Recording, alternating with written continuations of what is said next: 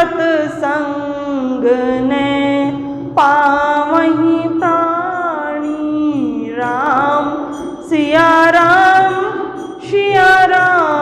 जय जय राम। राम सिया राम जय जय राम।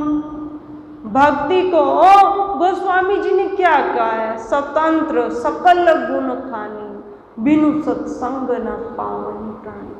कि भक्ति संपूर्ण सुखों की खान है। और भक्ति प्राप्त कहाँ से होती है? कि बिनु सत्संग न पावनि प्राणी। कि संतों के संग किए बिना, सत्य का संग किए बिना भक्ति हमारे जीवन में नहीं आ सकती।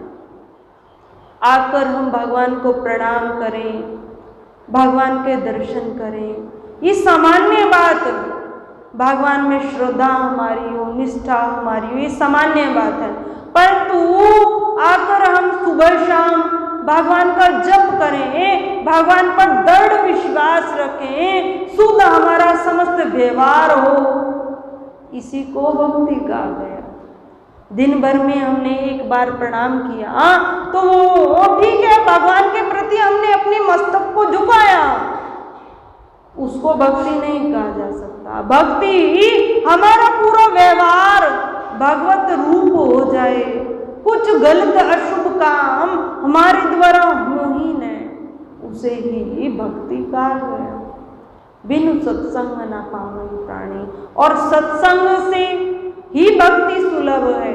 यदि भक्ति मिल सकती है, ज्ञान मिल सकता है, तो वो केवल सत्संग से।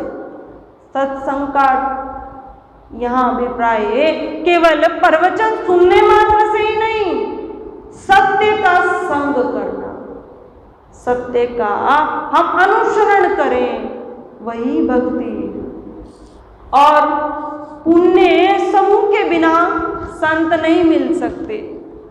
अगर हमारे जीवन में पुण्य नहीं तो संतों की प्राप्ति हमें नहीं हो सकती, संत दर्शन नहीं हो सकता, संत हमारे जीवन में नहीं आ सकता।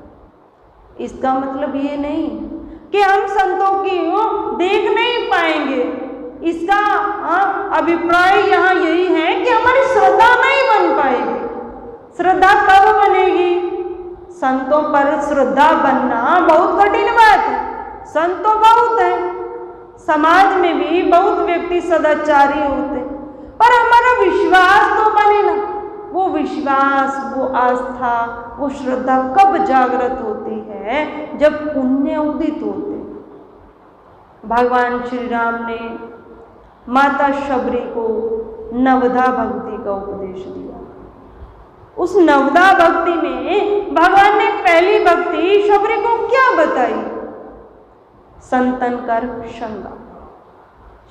कर शंगा बताए। इसको हम श्रवण भक्ति भी कह सकते हैं। कई महात्मा जन इसको श्रवण भक्ति भी कहते हैं। प्रथम भक्ति श्रवण भक्ति। अंतर कुछ नहीं है, केवल समझने का अंतर। संतन कर संगा, जब हम सत्य का संग करते हैं, संतों का संग करते हैं, तो जीवन में हमारे दोष बढ़ते हैं या दोष समाप्त होते। हम स्वतः विचार करें। जब संतों का हम संग करते हैं तो जीवन हमारा सुंदर बनता है या फिर अवगुण हमारे अंदर आते हैं? विचार करो। यदि सुंदर बनता है, हमारे अंदर के विकार नष्ट होते, तो मानो कि भक्ति रूपी अमृत जीवन में आया है। आज प्रभु ने मेरे पुण्य के प्रभाव से ऐसा सत्संग मुझे दिया है जिससे मेरे अवगुण नष्ट हो रहे। तो संतों का संग पहली भक्ति बताई कि संतों का संग हम करें, सत्य का संग हम करें। हम सब जानते हैं कि संग का कितना प्रभाव होता है। संग दोष एक बहुत विशेष प्रभाव है। हम जिस प्रकार का संग करते, जिस प्रकार के व्यक्तियों में हम रहते, धीरे धीरे हम वैसे ही बन जाते। या हमारा प्रबल है, शुद्ध सत्वगुण हमारा प्रबल है, अमुक व्यक्ति का रजोगुण है परंतु हमारा शुद्ध सत्वगुण प्रबल है, तो धीरे धीरे हमारा प्रभाव उस पर ज्यादा रहेगा। और यदि उसका प्रबल है रजोगुण तो धीरे धीरे हम पर उसका प्रभाव होगा। पर संग का प्रभाव अवश्य होता। एक बार एक भंवरे की और एक गोबर के कीट की मित्रता हुई। गोबर का कीट, हम उसकी जीवन शैली देखें, उसका लाइफ स्टाइल देखें तो वो रहता कहाँ है? गोबर का कीट तो गोबर में ही रहता है ना, वहीं से उसका जन्म होता है और वहीं उसकी मृत्यु होती है। उसका लाइफ स्टाइल यही है। इसी प्रकार हम भंवरे को देखें, भंवरे की जीवन शैली क्या है कि भंवरा पुष्प पर रहता है, शुद्ध वातावरण में रहता है, उसी का पान करता है, वहीं उसकी मृत्यु हो जाती है। तब दोनों की विपरीत परिस्थिति है पर दोनों में मित्रता हो गई। भंवरे में और गोबर के कीट में मित्रता हुई। अब जब मित्रता घनिष्ठ हुई तो गोबर वाला कीट भंवरे के पास रहने लगा। भंवरे के पास दिन भर रहता और रात्रि में अपने घर चला जाता।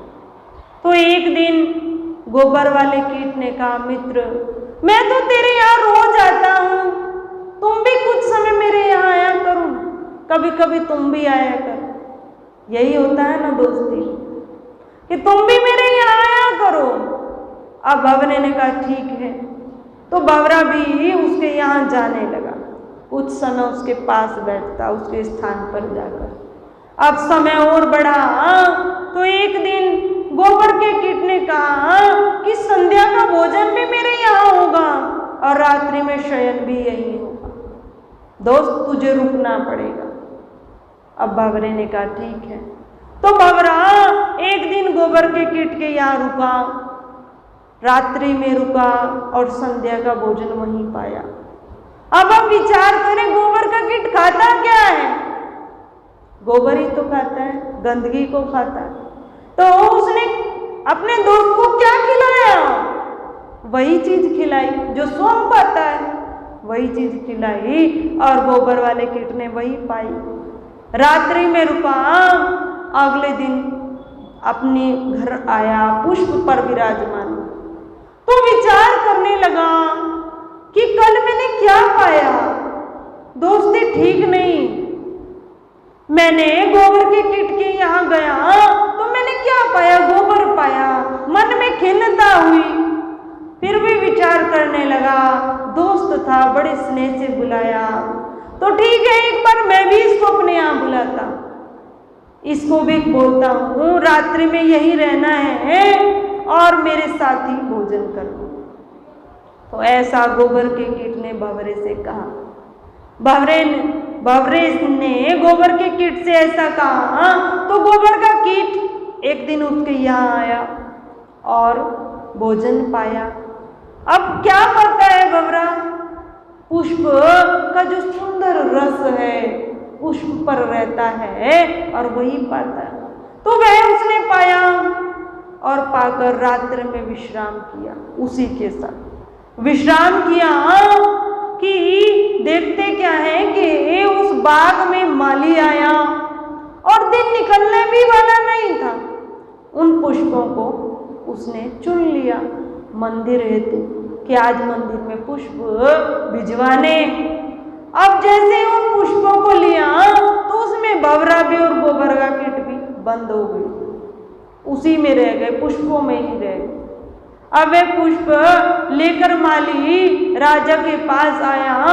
राजा ने सुबह के समय मंदिर जाकर भगवान के चरणों में चढ़ा दिया, भगवान के चरणों में अर्पित हो गए। अब भगवान के चरणों में दिन भर अर्पित रहे। संध्या का समय आया तो मंदिर के सेवक ने उन पुष्पों को उठाया, उठाकर डस्ट में डाला और डस्ट से फिर सीधा गंगा जी में प्रवाहित कर दिया। अब उसमें भंवरा भी था और गोबर का कीट भी था। तो क्या रहा? दोनों की मुक्ति हो गई। दोनों ने परम पद को प्राप्त किया कि पहले भगवान के चरणों में समर्पित हुए और फिर गंगा जी में प्रवाहित हुए। तो हम अपने आप को देखें कि हमारा संग किसके साथ है। संग के कारण वो गोबर का कीट इस संसार सागर को पार कर गया। क्यों? क्योंकि उसकी मित्रता कहां पर थी? भंवरे से थी। भंवरा पुष्पों में विराजता था, तो उसका संग अच्छा था, सुंदर उसका संग था, तो संग के कारण गोबर का कीट भी गंगा जी में प्रभावित हो गया। तो हम अपना भी संग देखें, हम किस प्रकार के व्यक्तियों के बीच बैठते हैं। जिस प्रकार के व्यक्ति के बीच हम बैठते हैं ना, हमारी मानसिकता वैसी ही मिलेगी। अब कोई भाई यदि हम मालूम पड़े अमुक भाई के यहाँ जाता है और हमें नहीं पता कि वो भाई कौन है, परंतु इस भाई का हमें पता है कि उस भाई के पास जाता है, तो इससे हम एक अंदाजा लगा सकते हैं कि वो किस टाइप का मिलेगा। क्योंकि मित्रता, यारी, दोस्ती होती कहाँ है? जहां विचार मिल जाते हैं वहां होती। तो संग दोस्त का हम सबके जीवन में विशेष प्रभाव रहता है। हमारा संग अच्छा होना चाहिए। संग संतन कर संगा, कि यदि संतों का संग हो जाए, जब हम संतों के पास जाते, संग का मतलब ये नहीं कि हम घर बार छोड़कर संतों के साथ में रहें या 4-4 घंटे जाकर उनके पास बैठे। संतों का संग का अभिप्राय यह नहीं, जो संत कहते हैं वो जीवन में आ जाए। संतों के पास भी हम जाकर चर्चा क्या कर सकते? पहली बात, संतों के पास जाकर किस टाइप की चर्चा होगी? भक्ति की ही चर्चा होगी, ज्ञान की चर्चा होगी। क्योंकि हम संतों के पास जा रहे हैं ना, तो वैसी ही चर्चा हो। जो व्यक्ति जुआरी होते और एक जुआरी दूसरे जुआरी से मिलता है, बहुत दिनों बाद मिला, तो मिलते ही पूछेगा और सब ठीक है ना, जुए के बारे में चर्चा प्रारंभ। ऐसे ही जो जिस व्यापार का होता है, जो जिस टाइप का होता है, वह वैसी ही चर्चा होती। तो संतों से यदि हम मिलते भी हैं तो ज्ञान की चर्चा होगी, ज्ञान अर्थात भक्ति की चर्चा होगी। तो इसे श्रवण भक्ति भी कह सकते हैं। प्रथम भक्ति श्रवण भक्ति। श्रवण अर्थात ग्रंथों का स्वाध्याय, ग्रंथों से प्रवचन या संतों द्वारा उनके ज्ञान का अमृत पान करना, श्रवण भक्ति। इसीलिए सबसे पहली भक्ति सत्संग बताई है, संतों का संग कही गई। एक घड़ी आधी घड़ी, आधी में पुनियाद, तुलसी संगत साधु की कटे कोटि अपराध। कि यदि एक घड़ी भी नहीं, आधी घड़ी संतों का संग मिल जाए। संतों का संग अभिप्राय कि हमारे द्वारा कुछ अशुभ काम होने जा रहा था और उसकी चर्चा हमने आज सत्संग में सुनी, तो हम उससे क्या हो गए? बच गए। संतों का संग मिला तो भगवान के प्रति प्रेमता बढ़ गई, श्रद्धा बढ़ गई, तो हम भगवान के उन्मुख हो गए, भगवान के अति उन्मुख हो गए। इस प्रकार कहा गया है कि संतों की आधी घड़ी भी उपयोगी, आदि में पुण्याद भी उपयोगी है। कि यदि एक शब्द भी हमें जीवन में मिल गया तो हो सकता है हमारे जीवन का कल्याण हो जाए। कबीरदास जी ने इस पर कहा है कि कबीरा संगति साधु की नित्य प्रति की जाए तो दुर्गति है दूर बसी और परम गति को पाए। कि दुर्गति तो हो ही नहीं सकती और परम गति अवश्य हमारी हो जाएगी। परम पूज्य श्री साध्वी ब्रह्म ज्योति सरस्वती जी के प्रवचन प्राप्त करने हेतु दिव्य वाणी चैनल को सब्सक्राइब करें, वीडियो को शेयर करें और अपने परिजनों पर अवश्य भेजें।